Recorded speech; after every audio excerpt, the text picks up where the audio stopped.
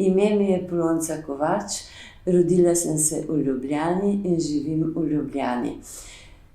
Tudi v šolo sem hodila v Ljubljani. V šolo sem hodila rada, ker tam veliko izveš, vsega pa tudi ne. Zato sem rada poslušala pametne ljudi, ki se pogovarjajo, rada sem pa tudi veliko brala. Iz knjig izveš to in ono, ne samo zgodbe. Iz pustolovskih knjig sem se naučila kar precej zemljepisa, iz drugih knjig, kako so živeli v starih časih, kakšne rastline rastejo v daljnih deželah, kaj kuhajo Kitajci, kaj je severni sij in podobno. Zato, ker sem tako rada brala, sem šla študirat svetovno književnost in tuje jezike. V službo sem hodila na Center za tuje jezike, kjer sem učila razne gospe in gospode, ki se v šoli niso naučili nemščine, pa so ugotovili, da jo nenadoma nujno potrebujejo. V službo sem hodila rada, imam lepe spomine in se je rada spominjam. Pravljice.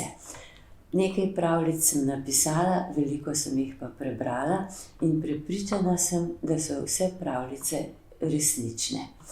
Na en način so gotovo resnične. Recimo, mali Medo, ki je izgubil Dudo in jo vsi iščejo, dokler palček ne potegne čudežnega kamenčka in pogleda vanj in vidi, kje leži ta nesrečna Duda. Takih čudežev je danes veliko. Pametni telefoni, s tablico lahko pogledate okoli in okoli sveta in v avtomobilu so razne naprave, ki te pripeljejo na pravo pot do prave hiše, tudi če nisi vedel, kje to je. To so čudeži tehnike in znanosti in potrebovala bi vsaj 100 let, da bi to razumela. Mene so pa bolj kot tehnika in take vrste znanost zanimala živa bitja. Ljudje, živali in tudi rastline. Ljudje smo različni. Eni plašni, eni bojeviti, eni hrupni, eni tihi, eni pametni. No, pametni smo skoraj vsi, eni malo bolj, eni malo manj. Nekateri se radi postavljajo in so središče pozornosti, pa si misliš, kaj pa tale kamela misli, da je. In drugi se ji kar umaknejo, osli. In tako sem napisala zgodbico o kameli in osličku, ki je izšla v moji prvi knjižici Zverinice z večne poti. V tej knjižici smo zbrani razne vrste ljudje, čeprav smo opisani kot živali. Naj vas to ne zavede, res smo ljudje. Sem pa tudi prave živali opisovala. Na primer, naša Bonica je povrgla 5 kužkov in vsi so bili različni. Skrbelo me je, kaj bo s tistim, ki je dovolil, da ga vsi vlečejo za ušesa. Vsakdo, tudi majhen jazbečar, potrebuje nekoga, da se z njim ujema. In sem se izmislila, kakšne gospodarje bi potrebovali ti moji kužki, ki so bili trmasti, potepuški, bojeviti, nastopaški, pohlevni. To je opisano v knjižici 5 kužkov išče pravega. Potem, ko sem imela veselje s tem, da kar se okoli mene dogaja, lahko napišem v kakšni zgodbici, sem postala vedno bolj predrzna, kar se tiče junakov, ki sem jih opisovala. In sem si zamislila, da bi hladilnik gospodinil in čuval otroke. Ta se mi je zdela predebela tudi za pravljico, zato sem šla vprašati urednika, kaj on misli o tem. Pa se je samo posmejal in je rekel: no, napiši. Še vedno sem bila v dvomih in sem vprašala Marjanco, ki tako lepo riše, če zna narisati hladilnik v pižami. je znala in ga je tudi narisala v črtasti pidžami. In tako leži hladilnik v postelji s fantkom Jakcem in mu pripoveduje pravljice, kot kakšen očka. Tudi v rastline sem se vtaknila in napisala 2 knjižici o raznih rastlinah. Tudi te knjižice sta na svoj način resnični. Prebrala sem celo vrsto botaničnih knjig in eno, Gorski vrt za vse odprt, je strokovno pregledala celo prava doktorica znanosti.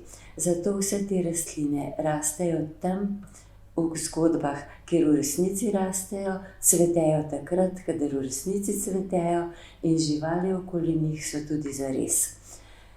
Njihove pogovore, pa gorske vile in škrate sem si pa seveda po mili volji izmislila. Od mojih knjig mi je najljubša Vesoljsko jajce ali 1 in 1 je 5. Ko si čisto nov in še jajce in prideš na svet v živalskem vrtu, se težko znajdeš. Na svet je prišel v kletki krokodilov, ki sta bila čisto enaka, pa vendar sta bila vsak drugačen. Eden je rad preračunaval, vse opazoval, zapisoval, primerjal zapiske, drugi je rad opazoval okolico, videl, katera roža cveti, kako diši, kakšni so ljudje, kako sije sonček, zaduhal je, kaj bo za kosilo, in znal je celo vrsto pesmic.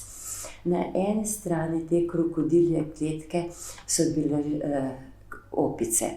Te rade vedno veseljačijo, zanima jih samo zabava in so hrupne, se lovijo in hecajo.